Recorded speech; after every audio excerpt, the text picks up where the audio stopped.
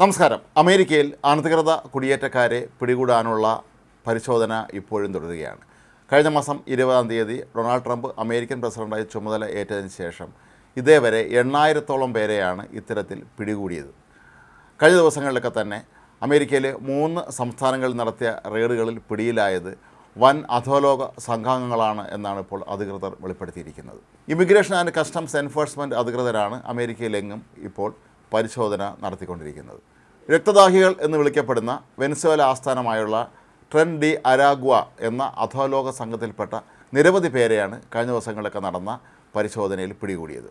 Texas, Tennessee, north Carolina എന്നീ സംസ്ഥാനങ്ങളിലാണ് raid നടന്നത്. ഇവിടെയുള്ള പല അപ്പാർട്ട്മെൻറ്റുകളും വാടകയ്ക്കെടുത്ത് ഇവർ അധോലോക പ്രവർത്തനം തന്നെയാണ് ഇവിടെ നടത്തിയിരുന്നത് എന്നാണ് പിന്നീട് അധികൃതർ വെളിപ്പെടുത്തിയിരിക്കുന്നത്. ഹൂസ്റ്റണിലെ ഒരു അപ്പാർട്ട്മെൻറ്റിൽ നടത്തിയ റെയ്ഡിൽ 3 പേരെ അധികൃതർ പിടികൂടിയിട്ടുണ്ട്.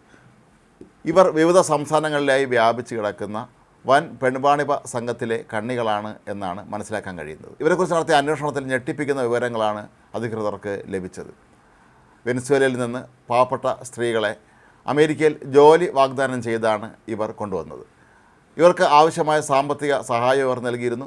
വിമാന ടിക്കറ്റിനുള്ള പണവുമെല്ലാം തന്നെ ഈ അധോലോക സംഘാംഗങ്ങളാണ് നൽകിയിരുന്നത്. അമേരിക്കയിൽ ജോലി കിട്ടും എന്ന പ്രതീക്ഷയിലെത്തിയ ഈ സ്ത്രീകളെ സംബന്ധിച്ചിടത്തോളം ഈ അധോലോക സംഘത്തിൻ്റെ കൈകളിലേക്കാണ്, അല്ലെങ്കിൽ ഇവരുടെ അപ്പാർട്ട്മെൻറ്റുകളിലേക്കാണ് ഇവർ എത്തപ്പെട്ടത്.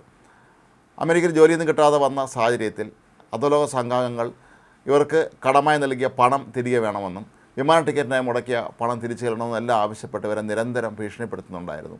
പിന്നീട് ഈ പണം തിരികെ ലഭിക്കുന്നതിന് വേണ്ടി എന്ന പേരിൽ ഇവരെ പെൺവാണിഭ സംഘത്തിൽ ചേർക്കുകയായിരുന്നു.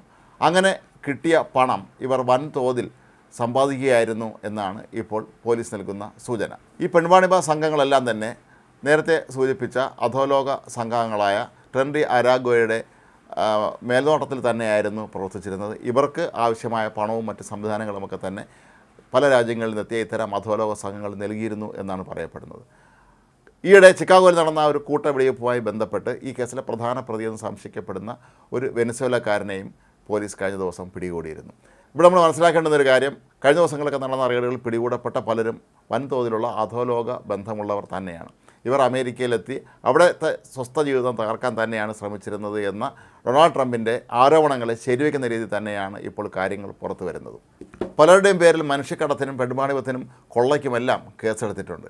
കഴിഞ്ഞ ദിവസം നോർത്ത് കരോലിനയിൽ പിടികൂടിയ 10 വെനസ്വേലക്കാരിൽ നിന്ന് വൻതോതിലുള്ള ആയുധ ശേഖരവും പിടികൂടിയിട്ടുണ്ട്. ഇവരെല്ലാം തന്നെ അമേരിക്കയിൽ ബൈഡൻ ഭരണകാലത്ത് വളരെ എളുപ്പത്തിൽ അനധികൃത കുടിയേറ്റക്കാരെന്ന രീതിയിൽ കടക്കുകയും പിന്നീട് അമേരിക്കയിലും ഇവരുടെ അധോലോക പ്രവർത്തനം വ്യാപകമായി നടത്തുകയുമാണ് ചെയ്തത്.